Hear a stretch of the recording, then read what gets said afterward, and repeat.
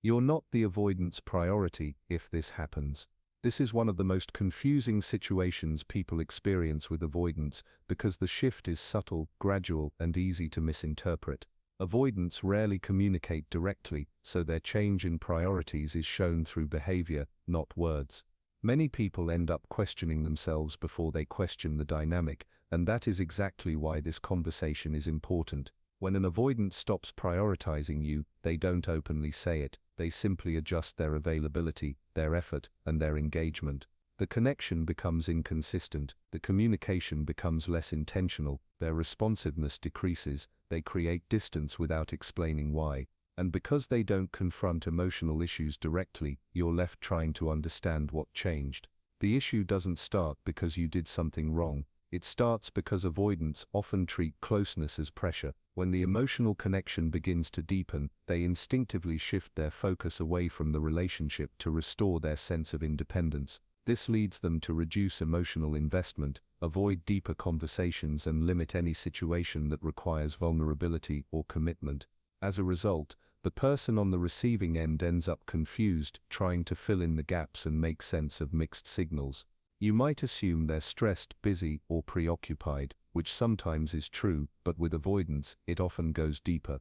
Their internal discomfort with closeness changes the way they prioritize relationships, and this shift becomes visible in the way they interact with you. It's important to understand that avoidants don't deprioritize you because you're unimportant. They do it because prioritizing someone emotionally requires openness and consistency, two things that challenge their defensive patterns. Instead of addressing their fear, they retreat. Instead of discussing needs, they minimize the relationship. Instead of showing effort, they reduce it.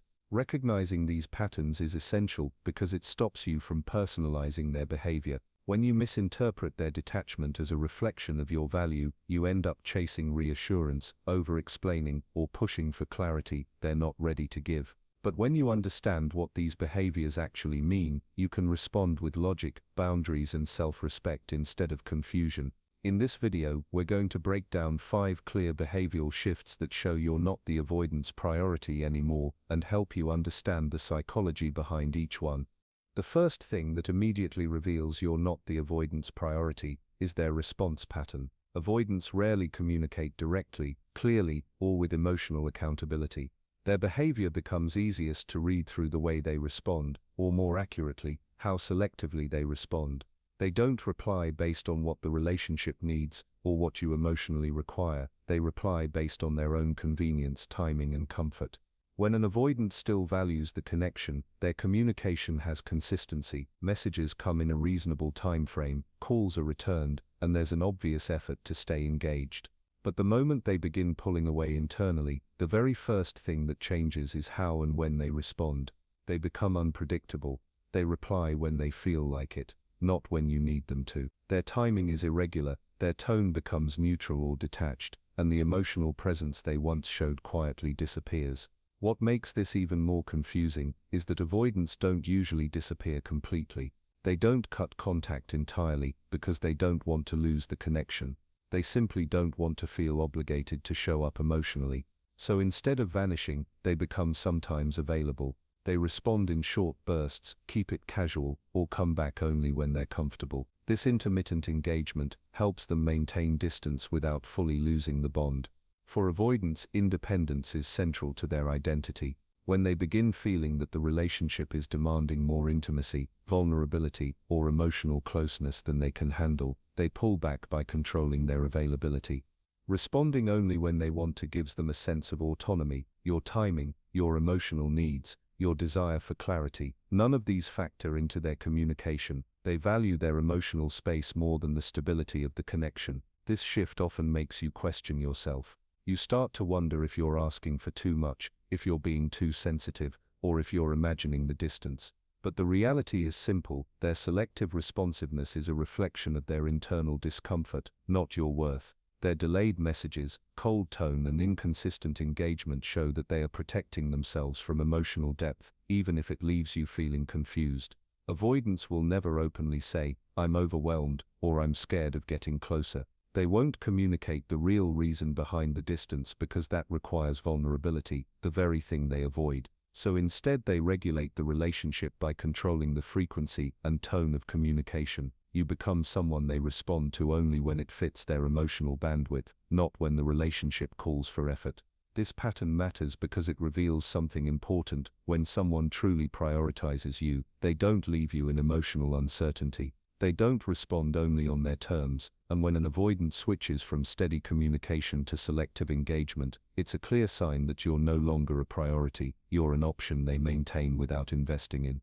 The second thing that reveals you're not the avoidant's priority is how your plans with them always feel temporary, last-minute or unstructured. Avoidants rarely invest in creating stable, predictable plans when they're not prioritizing you.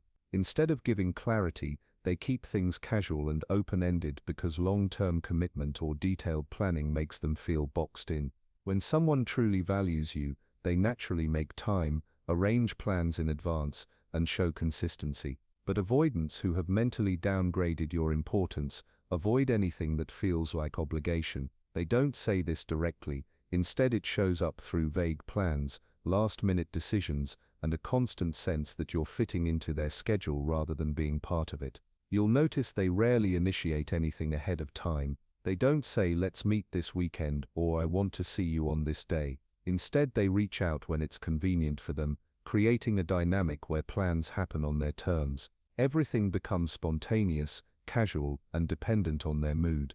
You get used to hearing phrases like "we'll see," "maybe," or "I'll let you know." These responses aren't random, they're deliberate, used to maintain emotional control and distance. When plans do happen, they often feel incomplete or temporary. You don't get real depth, effort, or intention. You get small fragments, quick meetups, short calls, rushed moments. They keep everything at a level that doesn't require vulnerability or emotional responsibility. Even when they do meet you, the interaction feels like something squeezed into their day instead of something they genuinely looked forward to. Avoidants avoid structure because structure implies commitment, and commitment implies emotional closeness. By keeping everything last minute, they protect themselves from the feeling of being tied down. They can maintain the illusion of independence, even at the cost of making you feel uncertain and undervalued. This pattern often creates emotional imbalance. You start to adjust your own life around their unpredictability.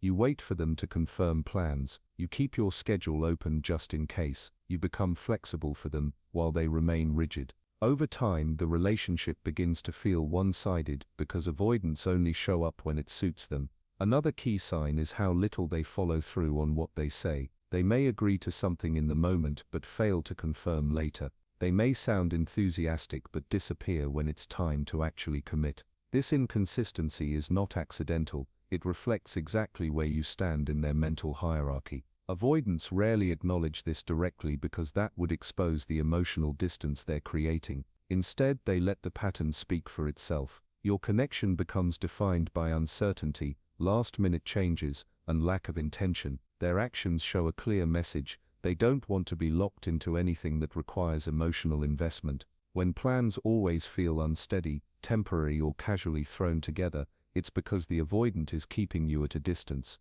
Not because you're unimportant as a person, but because they don't want the closeness, responsibility, or emotional availability that predictable planning naturally demands. The third thing that reveals you're not the avoidant's priority is this: they only show up when they feel like it. Everything revolves around their emotional convenience, their timing, and their comfort.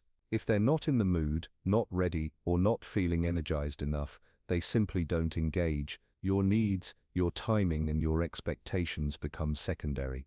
When someone truly prioritizes you, they make an effort even on days when it's inconvenient, but avoidants who aren't invested don't operate that way. They participate selectively, choosing the moments that give them just enough connection without requiring real closeness. They want the benefits of your presence without the responsibility of consistently showing up. This creates a dynamic where you never really know when you'll hear from them. They appear randomly, unpredictable, and entirely on their own schedule. One day they might talk to you for hours, acting warm, affectionate, or engaged. Then suddenly they disappear without warning, offering no explanation, no context, and no sign of emotional accountability. Their presence becomes inconsistent, controlled entirely by what they feel in the moment. They reach out when they're bored, lonely, or seeking validation, not because they genuinely want to build something with you. Their motivation is internal, not relational. You become a source of comfort or distraction rather than someone they're building a stable connection with. This is why the interactions feel uneven. You're emotionally invested, but they're emotionally selective. Avoidants also tend to avoid situations that require effort. If showing up for you demands vulnerability or emotional availability, they withdraw. If it requires planning or structure, they distance themselves. If it might lead to deeper conversations, they pull back. They prefer moments where they can control the pace and tone of the interaction, and those moments usually occur only when it suits them. This selective behavior is confusing because avoidants can be very engaging when they choose to be. They can appear supportive, attentive, or even affectionate, but that warmth is unpredictable, and that unpredictability is exactly what keeps you emotionally hooked. You end up waiting for the next time they feel like showing up, hoping it will become consistent, but it rarely does. Another important detail is how little they acknowledge the gaps. When they reappear after being distant, they act like nothing happened. No accountability, no explanation, no recognition of how their absence may have affected you. This is because in their mind they showed up when they wanted to, and that's enough for them. Your emotional experience doesn't factor into their decision-making process. Over time, this creates a constant imbalance. You find yourself adjusting your expectations, convincing yourself not to get upset, and accepting less emotional presence than you actually deserve. You become grateful for crumbs because it's the only consistency they provide. And avoidants rely on this dynamic because it allows them to stay in the connection without offering stability. When someone only shows up when they feel like it, it's a clear signal that you're not their priority. Not because you're unworthy, but because they're protecting their emotional distance. Their investment is conditional, limited, and driven by convenience, not care. The fourth thing that shows you're not the avoidance priority is this: your feelings consistently get dismissed or minimized. Whenever you express something important, something emotional, or something that requires their attention, they find a way to shrink it, downplay it, or brush it aside. It doesn't matter how calmly or respectfully you communicate. The moment your feelings require their presence, they pull back. This isn't because your feelings are wrong or excessive, it's because avoidants don't want to deal with emotional responsibility. When someone prioritizes you, they care how you feel, they try to understand, and they make space for your emotions even if they're uncomfortable. But when an avoidant doesn't truly prioritize you, your emotions become an inconvenience. You'll notice it in the way they respond. If you express hurt, they say you're overreacting. If you try to clarify something, they say you're making it a big deal. If you simply want reassurance, they act like you're asking for too much. They don't engage with the deeper meaning behind your feelings. They try to escape the conversation as fast as possible. Avoidants often view emotional conversations as pressure, so instead of trying to understand you, they defend themselves or shut down. They act distant, irritated, or suddenly too tired to talk. Sometimes they change the topic completely or pretend your concern doesn't exist. The goal is the same: avoid responsibility, avoid emotional closeness, and avoid acknowledging that their actions affected you. This creates a damaging pattern. You start questioning whether your feelings are valid. You begin minimizing your own emotions because they trained you, unintentionally or intentionally, to expect pushback. Over time, you stop expressing your needs as openly because you already know how they'll react. You shrink yourself to maintain peace, while they put in zero effort to meet you halfway. The saddest part is that avoidants often act as if your emotions are a burden, but their distance is what caused those emotions in the first place. You're not asking for anything extreme, you're asking for clarity, respect, consistency, or reassurance. Basic things. But to avoidants who aren't prioritizing you, even the basics feel like too much commitment. Another sign is how quickly they flip the script. Instead of addressing what you're feeling, they make the conversation about your tone, your timing, or your expectations. They deflect instead of engage. They explain instead of listen. They defend instead of connect. That's not because they don't understand, it's because understanding requires effort, and effort requires priority. And when you're not a priority, effort becomes optional. Over time, this emotional dismissal erodes your confidence. You start wondering if maybe you are too sensitive or too demanding, but the truth is simple: you're trying to build a real connection, while they're trying to avoid anything that makes them feel accountable. When an avoidant consistently minimizes your emotions, it's not an accident, it's a clear sign of where you stand in their internal hierarchy. They prioritize their comfort over your emotional reality. They protect their distance more than your connection. And their behavior shows it every time they turn your feelings into something small, inconvenient, or unimportant. One of the clearest indicators that you're not an avoidant person's priority is this: the entire relationship bends around their comfort, their timing, and their emotional limits, but never around yours. This is the moment where you start to see the pattern clearly. Every time there's a plan to be made, a conversation to be had, or an emotional need to be met, you end up being the one who compromises. You adjust your expectations, you adjust your plans, you adjust your tone, you adjust how much you show. You even adjust the things you want just to avoid triggering their distance. And what do they adjust? Almost nothing. Avoidants are extremely protective of their internal world, their routine, their emotional space, and their comfort zone are their safe zone, and they do not like stepping outside of it. So instead of meeting you halfway, they expect you to meet them where they are. Every single time, you end up being flexible, they remain fixed.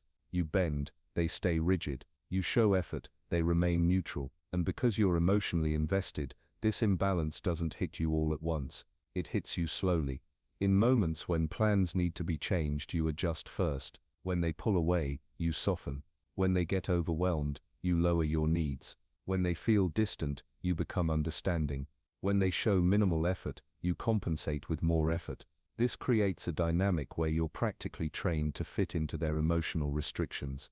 And the painful part is avoidants rarely notice the weight of what they're asking from you, because in their mind, they're not asking at all. They simply operate in the way that feels natural to them, and you end up absorbing the responsibility of maintaining the connection. Meanwhile, when you need understanding, flexibility, comfort, or effort, they go quiet, withdraw, or say something dismissive like, "I can't deal with this right now." You're asking too much. It's not a big deal. Why are you making this complicated? The message underneath is always the same. Your needs require effort. Their needs require protection. And over time, you start to feel like the relationship only works as long as you shrink yourself, you reduce your expectations, and you stay emotionally light enough not to disturb them. That's the real turning point, when you finally see that you're operating on a one-way emotional system, a system where you carry the weight, and they carry the comfort. And here's the truth: most people don't want to admit, when someone truly prioritizes you,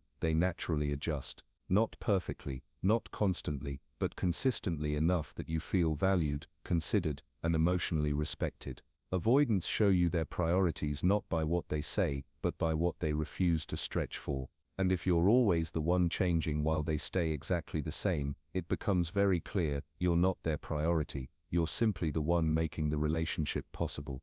Now that you've seen these 5 behaviors clearly, the most important step is not to judge yourself, it's to understand what these patterns actually reveal. Avoidants don't operate this way because you're unworthy, unimportant, or easy to replace. They operate this way because emotional closeness triggers discomfort for them, and distance feels safer than connection. But understanding their psychology doesn't mean you have to tolerate behaviors that damage your self-respect. So here are a few suggestions for you moving forward. First, stop trying to earn their priority. If someone truly values you, their actions will naturally shift. You won't have to beg for effort, adjust yourself endlessly, or carry both sides of the emotional weight. The right person won't make you question your place in their life every day. Second, pay attention to patterns, not moments. Avoidants can have warm phases where they seem engaged, but unless those changes stay consistent, they don't represent real emotional investment. Look at the long-term behavior, not temporary spikes of affection.